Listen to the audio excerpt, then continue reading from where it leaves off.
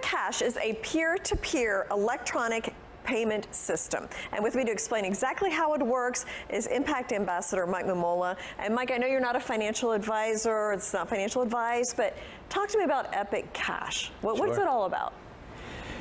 It's about changing the world through digital currency. And what's happened is, if we look at the advent of cryptocurrency going back to 2008, when Satoshi Nakamoto created Bitcoin, that was revolutionary in many ways.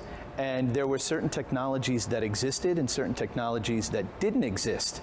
But one of the things that was happening in the world was that there was a real problem with trust. People had trust issues with their money, what institutions were doing or not doing with their money. And so this was an attempt to address all of those problems through cryptocurrency.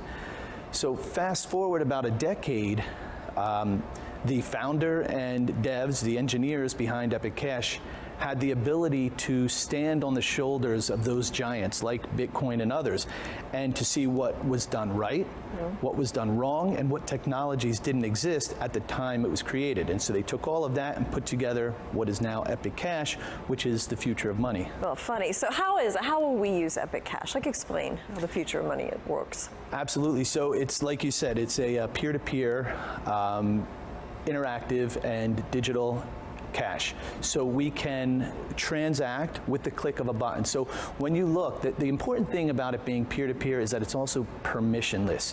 And when you get back to that trust issue, that's what was really important. Because if I want to send you money, whether you're sitting next to me or you're sitting on the other side of the globe, I want to be able to click a button and send that to you without having to worry about centralized institutions or organizations being able to affect or impact that. That's what Epic is doing. So it gives individuals the ability to transact and control their money the way money was originally intended to. And one of the things that's fundamental to that is privacy. So Epic's not necessarily a privacy coin, but because of this incredible technology that the founder and the engineers created, it has some of the most superior privacy features on the planet. Many would say the most superior.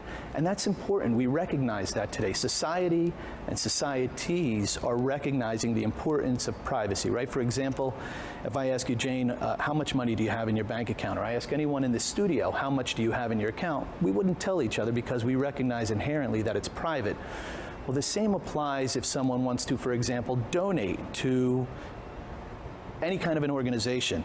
They want to be able to do that without fear that there's going to be retaliation, that your bank account's going to be closed. Like, that shouldn't happen. That was kind of terrifying there for a while. It's absolutely terrifying. Yeah, I mean, what's interesting is, like, I felt like people didn't care about privacy for like a decade, and there's a backlash now to what that actually means. You really, literally don't have any privacy anymore. So it's important. Well, you do through certain technologies. Okay, well, so let's back up for a minute. You mentioned the developers kind of took what Bitcoin and improved upon it. So what are some of the technologies that they implemented that improved on it? So what they did, like I said, taking the opportunity to learn from these great technologies that existed at the time, there were certain privacy features, for example, Mimblewimble and others that didn't exist in 2008 or in 2014 that existed in 2019. So by implementing Mimblewimble and CoinJoin and Cut-Through and these other opportunities through technology, it changes everything. And it not only gives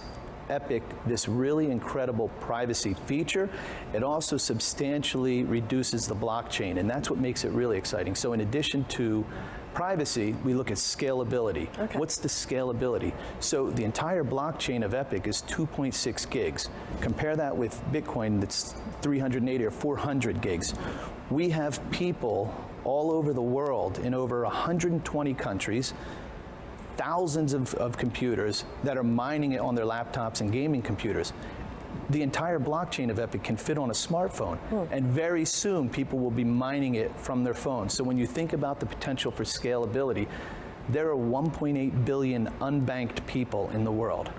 But a lot of them have phones. A lot of them have computers. What happens to the potential of this project when those people who would otherwise never be part and historically haven't been part of the global economy are able to enter through this?